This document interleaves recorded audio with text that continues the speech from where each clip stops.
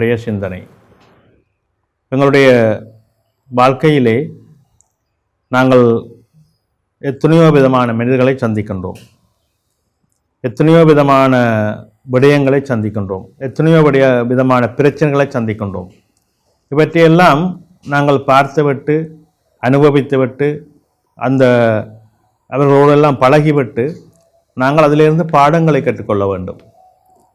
நல்லவர்களை சந்திப்போம், தீயவர்களை சந்திப்போம், சுமூகமான ஒரு சூழலை சந்திப்போம், பிரச்சனையான ஒரு சூழலை சந்திப்போம், வெற்றிகளை சந்திப்போம், தோல்விகளை சந்திப்போம்.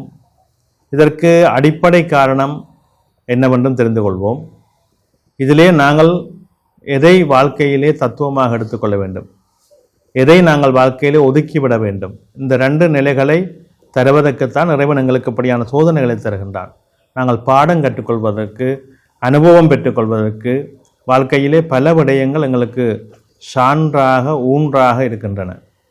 அதை நன்கு கவனித்து செயல்பட்டு கொள்ள வேண்டும்.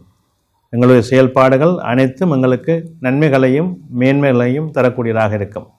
அந்த வகையிலே நாங்கள் அந்த அனுபவத்தை நாங்கள் பெற்றுக்கொள்வதன் மூலமாக, அந்த அனுபவத்தின் மூலமாக நாங்கள் பல முன்னேற்றங்களை அடைய முடியும். என்றால் எங்களுக்கு இது தேவையில்லாத விடயம் என்று நாங்கள் தவிர்த்து எங்களுக்கு தேவையான விடயத்தோடு நாங்கள் செல்வதற்கு எங்களுக்கு அந்த நடைபெற்ற விடயம் ஒரு அனுபவமாக அமைகின்றது. இந்த அனுபவம்தான் வாழ்க்கையிலே வெற்றி படிகளாக நாங்கள் மாற்றிக்கொள்ள வேண்டும். மீண்டும் மீண்டும் நாங்கள் ஒரு விடயத்துக்குள்ளே போய் பிரச்சனைப்படுகின்றோம்.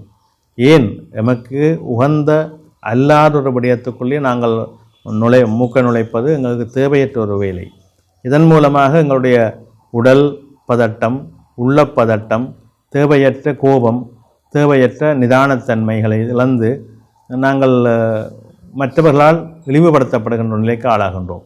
ஒரு மனிதனுக்கு மிக முக்கியமானது நிதானம்.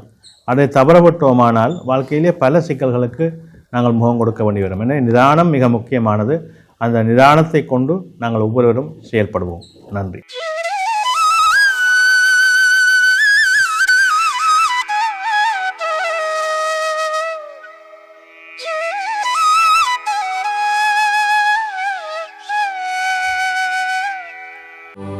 யாடியா T5L மகிழ்ச்சி நிறைந்த நீண்ட பயணத்திற்கு.